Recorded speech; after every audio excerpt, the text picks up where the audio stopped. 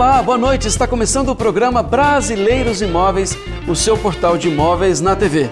E hoje nós temos o mesmo encontro com os nossos convidados que estão com a gente desde segunda-feira e vão estar encerrando a semana até amanhã, na sexta-feira, com um conteúdo muito bacana, super informativo. Hoje, no primeiro bloco, vamos estar conversando novamente com o Daniel Bampa Neto, ele que é economista e vai estar aí dando dicas preciosas sobre planejamento financeiro familiar. Eu tenho certeza que você vai gostar. E vamos falar também com o Ademar Watanuki Filho, ele que é coordenador do curso de Engenharia Civil do Unifeb e vai dar também dicas muito bacanas para você que está querendo começar a construir, para não ter aquelas dores de cabeça durante a construção, para que a hora que você termine a sua construção lá, você já tenha o seu sonho realizado numa boa. Dicas desse engenheiro com muita experiência profissional. E acesse o nosso site www.brasileirosimóveis.com.br para você ter acesso ao maior portal de classificados online do Brasil do setor imobiliário. Então, antes de você acessar, vamos conhecer um pouquinho mais do nosso portal? Veja aí. A maneira mais rápida e fácil de encontrar um imóvel é acessando o portal Brasileiros Imóveis. Na página inicial, você tem o banner. Escolha a modalidade de imóvel que deseja encontrar. Em seguida, selecione o item desejado: lançamento imobiliário, comprar, alugar ou temporada.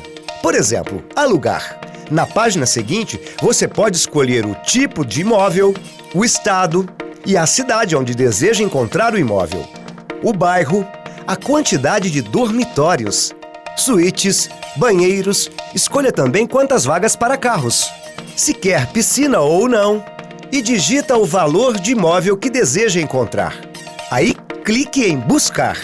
E pronto, você terá acesso ao maior classificado online do setor imobiliário do Brasil e a oportunidade de fazer bons negócios.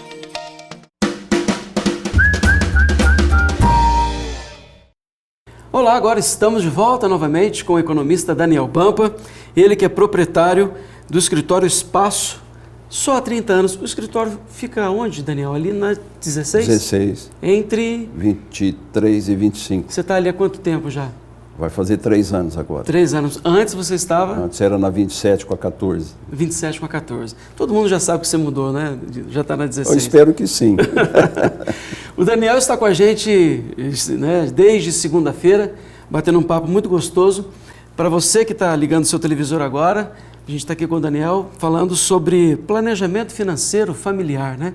Para você que está aí querendo comprar um imóvel ou até mesmo mudar de casa, alugar, que você que tem acessado o nosso site, o www.brasileirosimóveis, o Daniel está aqui para dar dicas preciosas para a gente, né, Daniel? As perguntas continuam e tem uma pergunta muito bacana, olha aqui: como fazer para não comprometer a renda familiar em um financiamento? Nós vamos voltar àquilo que nós estamos comentando desde a segunda-feira. Faça a conta daquilo que você tem e que pode ter, mas faça com alguma reserva, não deixe ela muito justinha, sabendo que não vai me sobrar nada se eu fizer isso. Esse não sobrar, nós temos acidentes na nossa vida do dia a dia. Posso ficar doente, posso quebrar um carro, posso ter que gastar uma despesa que eu não previa. Então, para eu não comprometer o meu orçamento com aquilo que eu tenho que gastar, sempre tem que se fazer deixando uma margem aí para possíveis imprevistos. Eu não posso achar que eu ganho 5 mil reais, eu vou gastar exatamente 5 mil. Eu tenho que deixar uma folga para isso. É a única maneira que a gente tem de não comprometer o orçamento do dia a dia, do mês a mês, do dia a dia, mês a mês. Entre as opções que nós temos hoje, quando que a pessoa deve optar pela carta de crédito? Olha, volta aquilo que sempre nós estamos comentando nesse tempo todo. A carta de crédito é um direito que o banco te dá de você fazer assumir um compromisso com ele.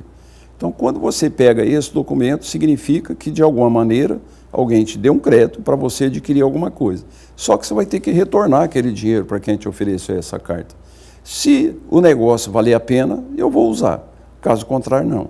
Sempre essa insistência que a gente tem de dizer que eu tenho que conversar muito, eu não abro mão disso. Eu acho que a nossa vida tem que ser dessa maneira. Eu tenho que discutir dia a dia. Pode ser que eu faça um negócio hoje, daqui a um mês a nossa vida muda por qualquer motivo, e eu tenho que voltar a sentar e discutir de novo. Vamos pegar um exemplo de esporte, por exemplo. O técnico, ele tem que verificar as mudanças que ele tem que fazer no time durante o jogo, senão eu perco o jogo. A nossa vida financeira, quer queira, quer não, é um jogo de ganhar e gastar. Se eu não souber as regras, se eu não souber mexer no time na hora devida, eu vou perder. Essa é a conta que nós temos que fazer. Esse é o cuidado que nós temos que ter. As pessoas comentam muito, o banco nunca perde. Eles falam isso, né? O que você acha dessa frase? Eu concordo, porque o banco, a finalidade maior dele não é ajudar ninguém, é ganhar dinheiro. A mercadoria dele é dinheiro. Ele não abre mão disso. E sempre os bancos, quando te emprestam dinheiro, ele só te faz quando você tem garantia. Se você um dia for fazer qualquer empréstimo no banco, não tiver garantia nenhuma, pode ser a primeira vez, mas eu nunca vi eles emprestando dinheiro para quem não tem condição de retornar, de pagar isso aí. Então tem muita gente que critica o banco porque ele é duro. E todo aquele que vende alguma coisa, ele quer uma garantia de recebimento. Então o seu cadastro, aquilo que você fez durante a sua vida, é a referência que o banco vai ter para acreditar em você ou não. Se eu não tenho bem nenhum, se eu tenho um rendimento baixo, se eu estou cheio de dívida, é certeza que ele vai perder dinheiro. E quer queira, quer não, que o gerente que vai te atender em Barretos, ele está sujeito a uma diretoria não sei aonde. E se ele, gerente, emprestar dinheiro e perder, o gerente acaba perdendo o emprego, inclusive. Isso, é claro, está para todo mundo. Então, quando alguém pega dinheiro e o banco é duro, ele começa a ficar com raiva no banco. Ele tinha que pensar isso antes de pegar o dinheiro. Falando em perder dinheiro, se a pessoa quer vender um imóvel, o que você aconselha para ela não perder dinheiro nessa venda? Primeira coisa, por que ele vai vender? O que ele vai fazer com isso? O vender é um ato, aqui, está acontecendo agora. Pode acontecer de, em tese, eu vender alguma coisa um pouco mais barato, mas se o negócio que eu fizer depois me valer a pena, ele me compensa aquilo ali. Agora, vender por vender, eu tenho que fazer muita conta do porquê que eu vou fazer, eu tenho que considerar o que eu vou fazer com isso aí. Geralmente você vende para trocar por outro, ou para mudar de cidade, ou para investir em algum negócio. Esse vender e o destino do dinheiro, que é o X da questão nesse caso. Vender por vender, a não ser que seja uma necessidade. Sim, você está falando. Então, sim, quem tem que continue com o seu imóvel. Sim. Por exemplo, nós estamos falando até agora que o imóvel, aquele que compra para investir, ele é um investimento. O que é investimento? Eu tenho um recurso na determinada época para a hora que eu precisar, ou de saúde, ou de troca de casa, ou de qualquer outra coisa. Então, o que ocorre no caso do imóvel? Ele é quase igual a uma poupança que está parado no banco. Só que ele é um bem físico, que eu vou ter um rendimento através de locação, de aluguel, seja do que for, mas ele é uma aplicação também. Então, se eu tiver que vender e a necessidade for maior do que o lucro que eu penso ter, eu vou ter que atender a necessidade. Não tem outro jeito. Daniel, obrigado por hoje, quinta-feira, mas o Daniel continua com a gente amanhã, na sexta-feira, encerrando esse ciclo de entrevistas, ele dando essas dicas aí de planejamento financeiro familiar. A gente volta daqui a pouquinho, a um breve intervalo, com mais um convidado, que é o Ademar Watanuki, que é coordenador do curso de Engenharia Civil do Unifeb. Rapidinho a gente já volta. Anuncie no brasileirosimóveis.com.br, o seu site para bons negócios. Uma excelente oportunidade para imobiliárias de todo o Brasil chegarem aos seus clientes. Milhares de acessos, divulgação nos principais meios de comunicação nacional. E o que é melhor, os anúncios são feitos pelas próprias imobiliárias com liberdade total para expor oportunidades. brasileirosimóveis.com.br. Fácil de navegar, fácil de anunciar. Faça bons negócios.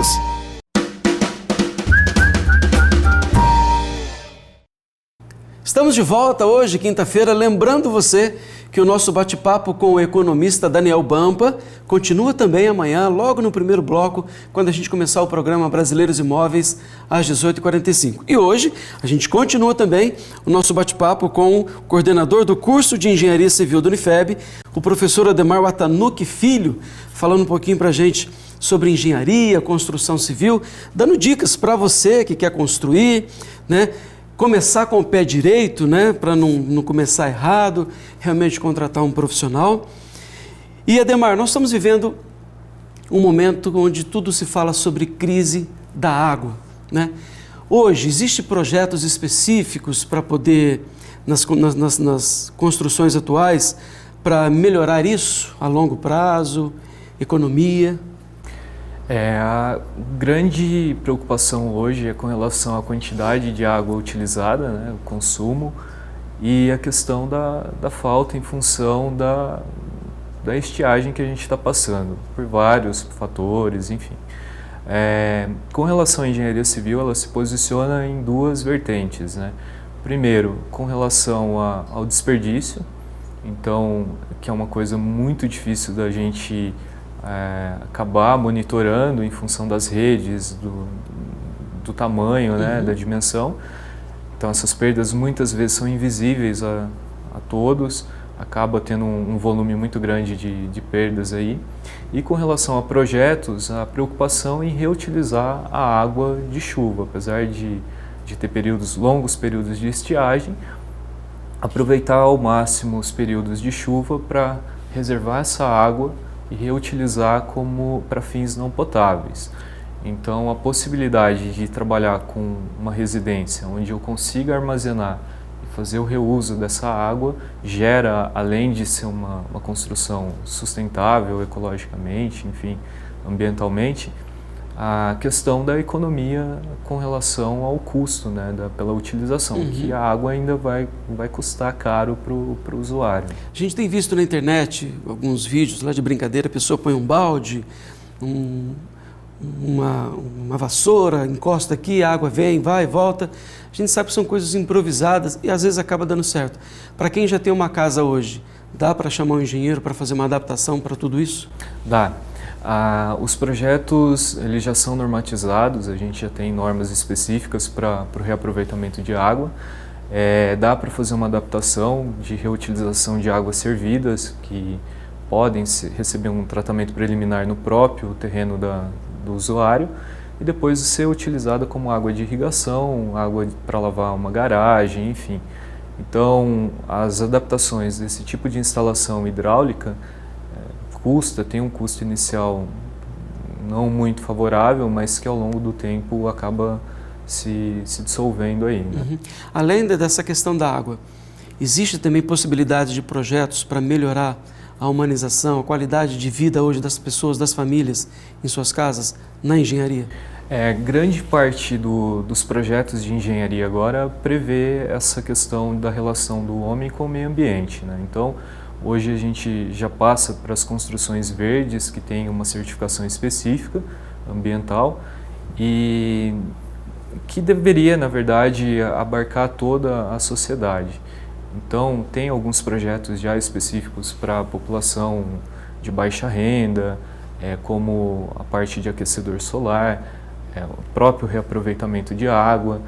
Então, são técnicas, são situações que melhoram a qualidade de vida e que pode se tornar mais popular em função da disponibilidade de recursos que a gente tem, né? Então, não falta sol, a possibilidade de chuva e reutilização da água é frequente alguns períodos do ano e a disseminação desse conhecimento tem que abarcar toda a sociedade, né? Não ficar restrita a um nicho. Para quem está comprando uma casa agora, adquirindo um imóvel, o que é fundamental ele ver em termos de engenharia para saber que aquela casa foi bem construída?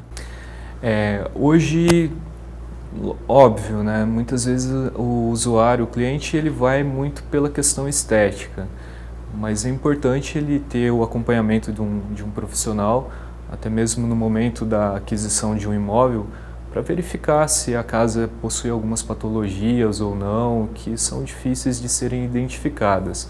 Então, até uma vistoria prévia, fazer alguns testes simples, né, como abrir uma torneira para ver se ela está funcionando, ou verificar a caída de água no banheiro, são coisas simples que dá... Rachaduras, né? Isso. Parte de piso, né? Aquela coisa toda.